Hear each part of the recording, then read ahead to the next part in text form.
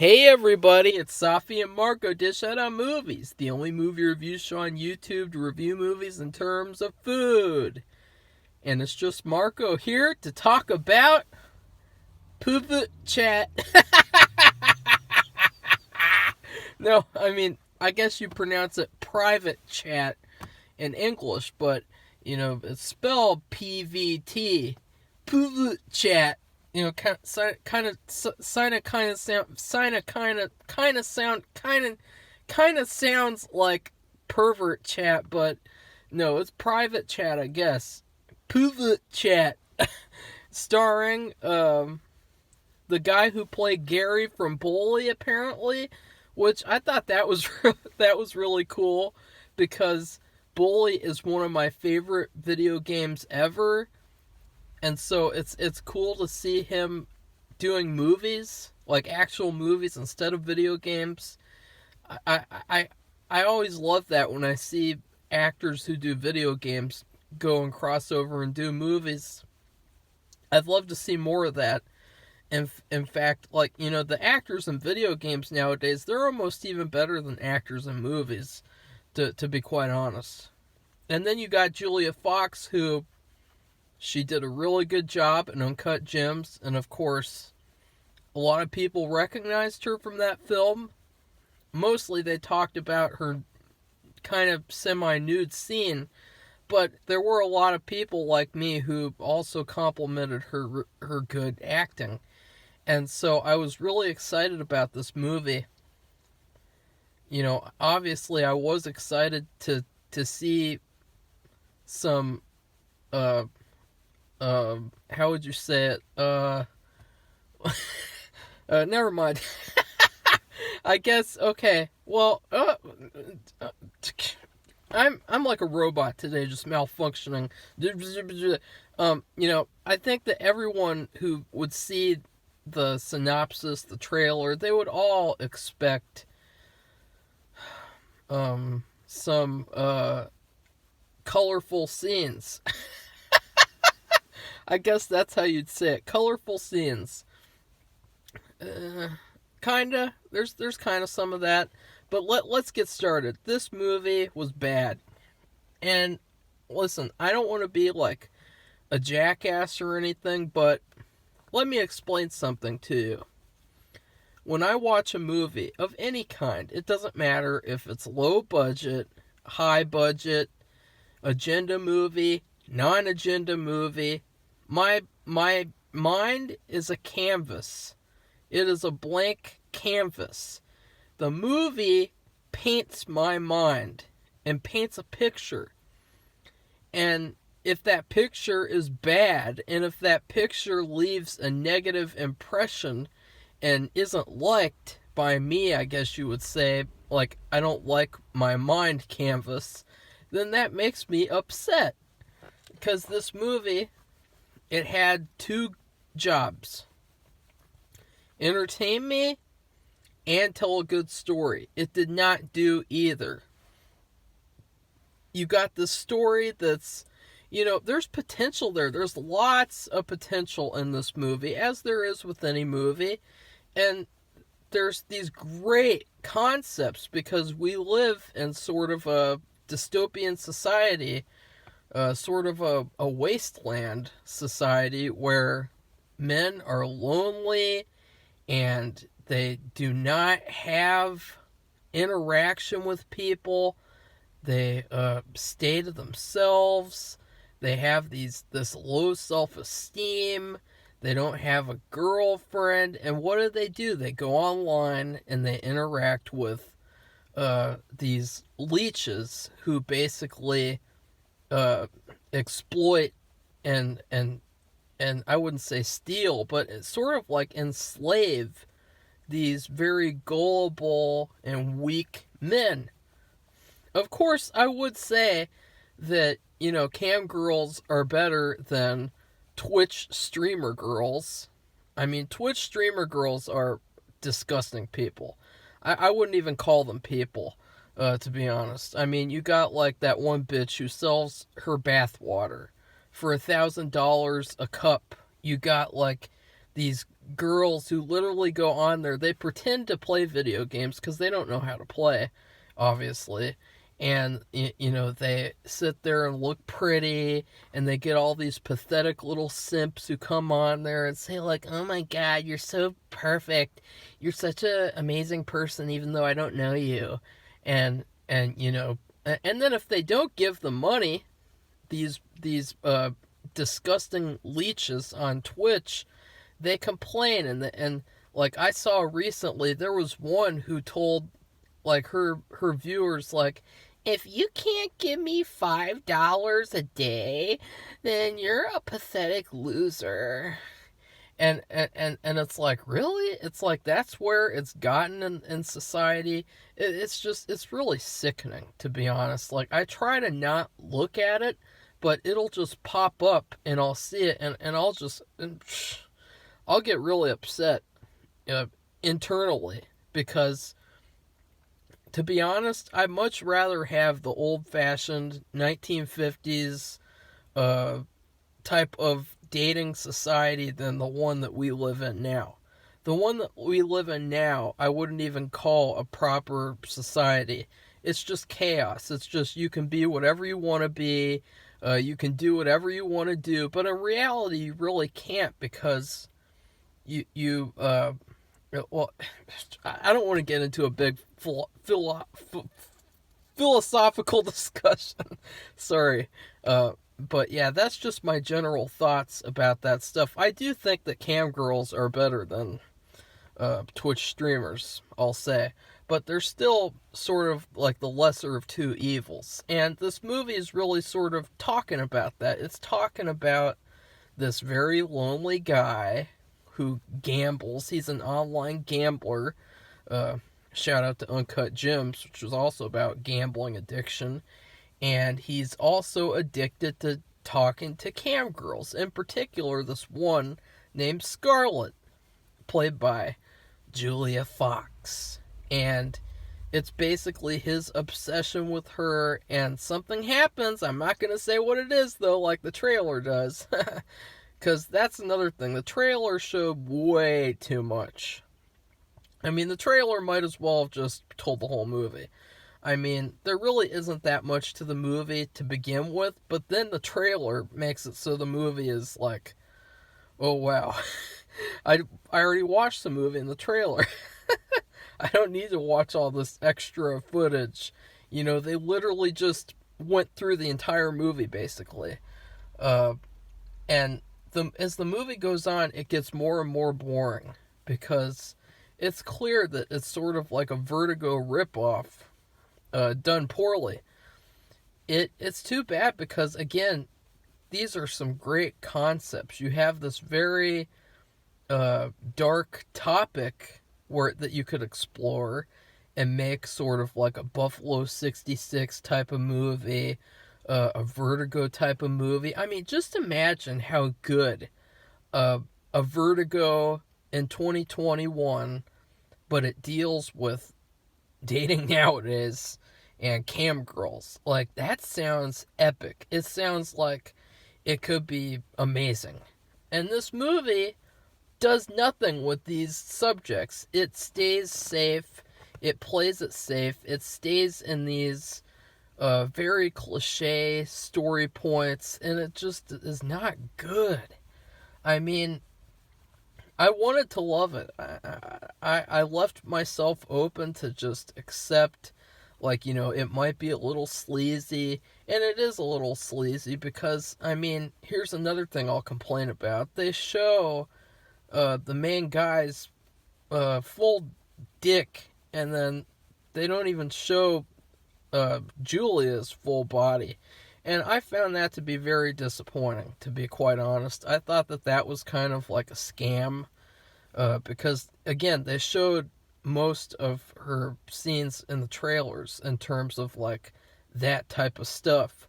And so the fact that there wasn't, like, a scene where it gets there. Like, there's a certain scene where it does, but they don't show it, of course. Like, there's the scene where it's literally set up to where if you just move the camera downward, If you just move the camera downward for 1 second and then pan up, that will fulfill the movie's promises that the trailer had, in my opinion. I mean, what kind of a and that's another thing too, it's so out of character. I mean, I don't care what cam girl you are. I've never heard of a cam girl that doesn't go fully nude, and she does go fully nude. That's the frustrating thing. And it's not the fact that like I have to see that. It's the fact that that's what the movie promises. That's what the movie builds up to. It literally builds up to her saying, I don't show anybody that. I don't show anybody that. And then it gets to the point where she does, and we don't even see it. It's like, God, what a slap in the face. In fact, it almost made me think that they purposefully did this kind of stuff to frustrate you, to make you feel like the guy feels in the movie, where it's this like very one-sided relationship with this evil woman. I will call her evil, and that's not a spoiler. I mean, I would call her evil anyway, because they're leeches, and I don't want to get too much into spoilers as well. I don't want to ruin anything that I haven't already ruined. I mean, I guess I already did ruin the fact that, they don't go all the way, which is disappointing because they go all the way with him. I mean, he shows like his full dick like 2 or 3 times, and like he's stroking it and everything, and it's like, come on, like, really? If you're gonna go all the way on both sides. God, like, have you ever seen the Nymphomaniac movie, volumes 1 and 2? That movie went all the way, and that movie was better than this. But even if you take that out, there's so many issues with this movie. Again, it's Vertigo Light. It's Vertigo Walmart brand. Because this movie is so bare. It is so bare in terms of story, in terms of character, in terms of payoffs. Like, there's no good payoffs in the movie. There's no good conclusions. It's just like, oh God, this is so pointless. This is so pointless. I mean, I just watched a movie called The Dig, where the whole movie's about people digging up dirt. And the movie that's more pointless is the movie where it's about a cam girl who shows her ass on screen. How is that possible that this movie turned out to be more pointless than The Dig? That movie's about dirt, and it's more exciting than this. That movie had better acting, it had better direction, and it wasn't even that good. The Little Things was better than this. This is the worst movie of the year so far, and that comes with so much passion. I hate this movie with a passion. This movie is worse than the worst movies of last year. This movie is worse than most of the movies that are the worst movies of the last decade. This movie is bad. Does that make enough sense? Do I need to go on? I will go on in the spoilers section, but that's my conclusion of this terrible movie. And I say that with all due respect and with all the love.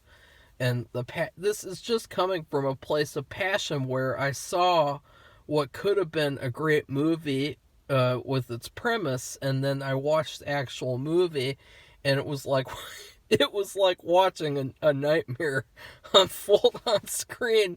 It was like watching a paint dry. It was like watching, like, you remember those times as a kid where you would go with your parents somewhere and you just stand around and wait for something entertaining to happen? It would never happen. Like, that's what this movie's like. It's like going somewhere and then just, like, standing around waiting for something to happen. I mean, one of the guys in the movie is from A Good Time, and to be honest, I thought Good Time was kind of disappointing, but Good Time is better than this too. So anyways, I was originally thinking about giving this movie ramen noodles because several times in the movie, the main character, Jack, he cooks ramen, and he even cooks it on camera for the cam girl, and oh god, oh my god, I'll get into more of that in spoilers because that just made me realize something really hilarious. He cooks himself ramen. It's like this detailed sequence where he's cooking the ramen, and he's like he's trying to test a noodle. He's trying to test a little noodle to see if it's ready, and he burns himself, and then it cuts away. It does that modern thing where everything just cut, and it's like this in-depth ramen sequence. They showed more ramen porn than they did actual porn, to be honest. And now I just could not give it ramen because, to be honest, I've had ramen that's better than this movie. I mean, ramen is pretty bad. I mean, it's just very, very unhealthy. It's kind of just trashy junk food. It's gross, but it's not as bad as this movie. I don't even know what to rate this movie. I mean, I'm at a loss for words.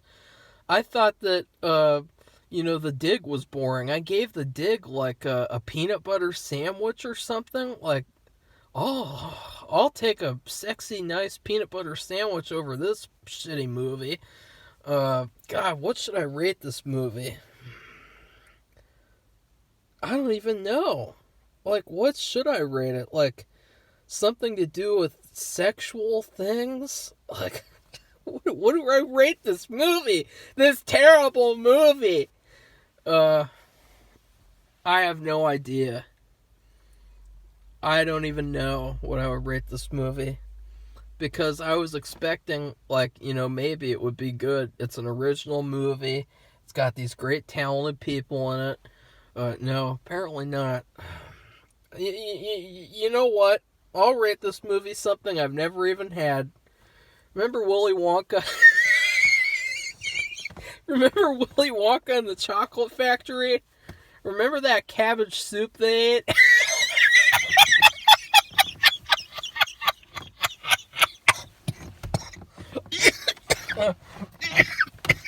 That is this movie. Willy Wonka and the Chocolate Factory, that cabbage soup with that little cabbage pieces, and it's just water and cabbage, and there's not even any salt and shit. It's probably the same water that they used to do the laundry last week. That's what this movie is. This movie is last week's laundry water made into the fucking cabbage soup that Charlie eats. Charlie Bucket, that little prick. That's this movie. So now let's get into spoilers for this trash. Okay, spoiler alert. This bitch sees the guy making ramen. He makes ramen. If I were rich, I would at least order in ramen. I would order in ramen from a restaurant.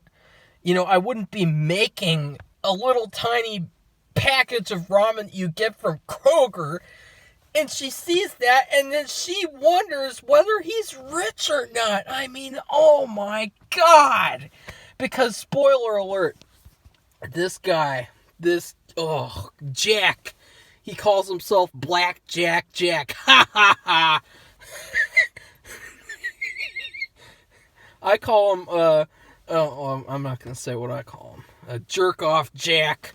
That's the guy's name. He tells Scarlett that he's this rich app developer. God, pathetic, really pathetic. You know what? The main actor, he did a pretty good job. I just kind of felt like the director told him to just keep acting the same way the whole movie, because every line that he said the entire movie sounded the exact same way. Like, every single line sounded like the same. The same voice, the same tone, the same volume. It all sounded the same. I was getting so annoyed by him and so just, like, irritated. But I thought, like, am I supposed to? Am I supposed to side with the leech? No. Because what she does is she basically builds this relationship with him the whole movie, and it's sort of his perspective, and then he hears a door click, which is her boyfriend, and he's home, and and then it switches to her perspective, and it turns out that, like, she doesn't give a flying fuck about him. But he was this guy who basically thought that he could, use people the way that he wanted to use people, and that he was the master of them, and really he was not. And so this leech, she and her creepy looking boyfriend, they are starting a theater, I guess. This, like, kind of small. Yeah, it reminded me. I've been to a theater that reminded me a lot of it in Chicago when I saw this play called Hell Cab, which it was kind of awkward to see that with my parents. If you've ever seen that play, it was actually pretty good. It was, well, I don't want to get sidetracked, but it reminded me a lot of that. And of course, conveniently, they need money for it. And so then she basically tricks him by going over to his place. Not only that, but she sleeps with him without actually sleeping with him. That's how much of a simp this guy is. And then she gets up and she basically gets on his laptop and sends herself a donation of all the money in his account, almost. Like $10,000. The money that he was already using to help this other guy who he met in the movie to pay for his kid's college tuition. Sorry about that. And so, yeah, that's what happens. And then there's this weird thing where she says she can help him get the money. And then, at this point, I was starting to, like, fast forward through it. And I was like, God, I hate this movie. Let's get it over with. Let's move on to watching YouTube videos that are better than this. And she meets with him at this motel, and she fulfills this fantasy, I guess. I can't remember what she said she was going to do after that. I mean, I just kind of fast forwarded through it because I was just so, like, ugh. And she was starting to, like, try to justify her leech behavior by saying she thought he was rich and he's the one who told her. It's just like so stupid. It's like, the main guy, he's stupid. He's a simp. And he, he did a pretty good job at being the biggest simp in the universe. I mean, she's with him in a motel room at the end of the movie, and he doesn't even fuck her. He fulfills this stupid smoking fantasy that he's stuck on the whole movie. And, he's a fucking simp. And that's another thing, this smoking fetish, ugh. Like, yeah, I know, like, everyone has their own fetishes and things, but God, like a smoking fetish, like, ugh. And it never really graduates past that. That's the frustrating thing. Like, you'd expect, like, okay, you're really into smoking, buddy. But are you into women? Like, are you into actual women? Or are you just into big lips puffing smoke? I mean, that's gotta be the stupidest thing I've ever heard. Someone puffing smoke through their lips. And of course, I know that's real. I'm just saying, that's retarded. Anyways, now I'm gonna go back to my notes, because I wrote extensive notes on this film. So, first off, there's a huge continuity error that just really bugged me. They're at this art exhibit, the guy and then his two guy, quote, friends, Because apparently in the movie he also says nobody can be friends or family or anything because relationships are all bullshit. That's another questionable writing right there. But they're at this art exhibit, and it's really rinky dink. It's really like small and like pathetic, and uh, but it is kind of funny.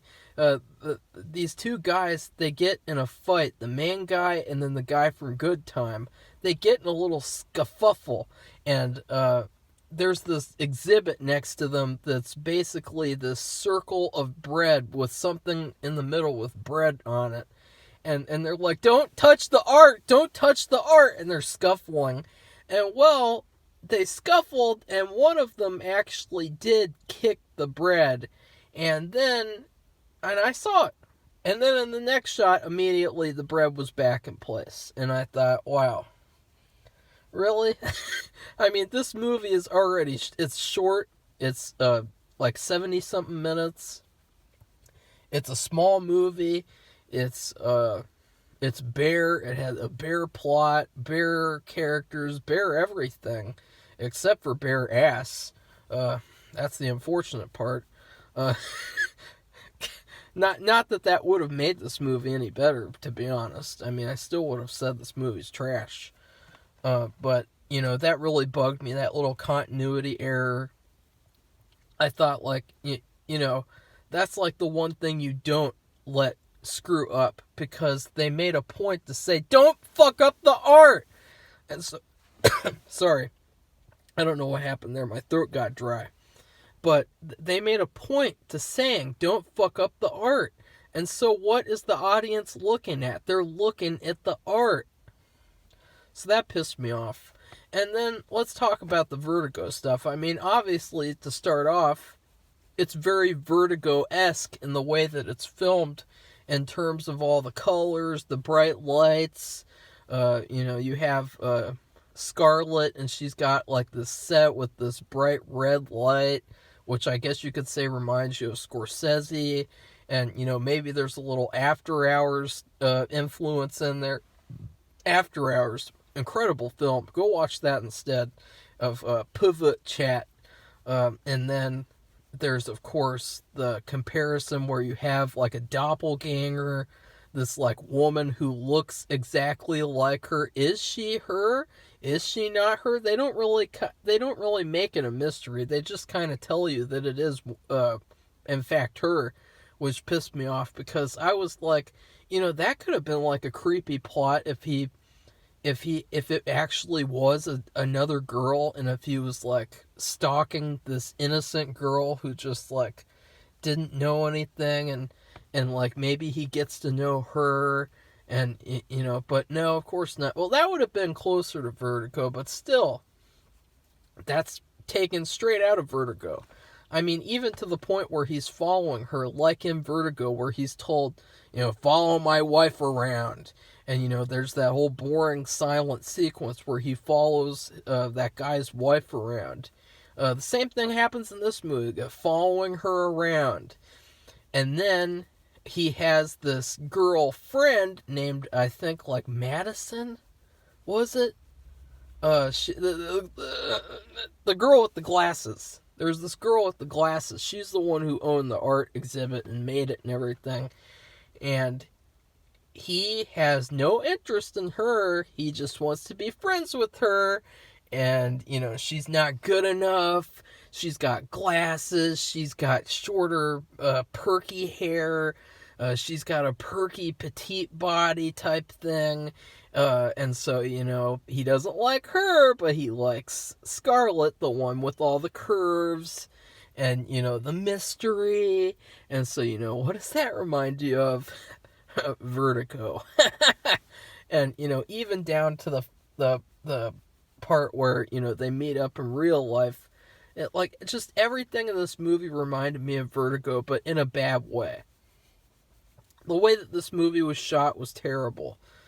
There were so many shots where the camera was really up close and they didn't allow you to see anything, and it confused me. Like, you have a camera, right? And so you film a picture of everything in the picture, right? No. You zoom in all the way until the maximum zoom setting, and then you film the movie. Most of this movie felt very confined. It felt very cropped. Everything in the movie felt cropped. I wanted this. This would have been a great picture, but oh no, we have to zoom in to this picture. That really pissed me off because there were so many moments like that. This whole movie just felt like that. He's walking on the street. He's walking on like the same sidewalk the whole movie, basically. And there's this part where he goes into the was it a gas station? I guess you no, a little store, a little small store. And I can't remember what you call those things. A little small store, like a CVS type thing, I guess, but smaller. And he goes in there, and it switches to this handheld camera work that makes the movie look like a YouTube skit. And to be honest, I've seen better YouTube skits than this movie. I mean, that's the closest thing, though, that this movie reminded me of. YouTube skits. The way that it was filmed, the acting, the script, everything. YouTube skit video. And then there's this really cliche plot points where the cam girl Scarlett, she's a cam girl, but she's actually very good at something. She's a good painter, and she paints these fantastic paintings. And it's like, wow. Like, I've never seen that cliche a million times, where you have a girl and she's working in a terrible job, but really she's very talented at something, and she's suffering, and like, oh, can this guy save her? Can she save herself? Ugh. And basically, when she steals his money, the thing that I wondered was, is this going to turn into a heist movie? Like, is this going to turn into like a dark, gritty, Taxi Driver style heist ending where the main guy, jerk off Jack, and then his friends, they all conspire together to break into that theater and steal the money, and they got to deal with like the other girls there, the actors that are there for the play. They got to deal with the creepy looking boyfriend. They got to deal with her. That would have been such an incredible like ending. It wouldn't have been like great. It would have made up for the movie. The rest of the movie. It would have made the rest of the movie better because there was more of a payoff instead of the stupid payoff that we got, which was more cigarette fetish shit. I mean, seriously. I think the director might have a cigarette fetish of some kind. Because I could see what he was going for in terms of, like, a lot of older films, a cliche was cigarette smoking, especially the women.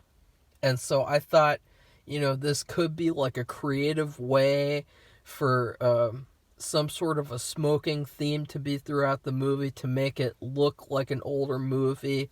They do stuff like that, like there's some cross-dissolve shots, which I thought were kind of cool. I thought that those were well executed, and I thought that was some of the better stuff in the movie.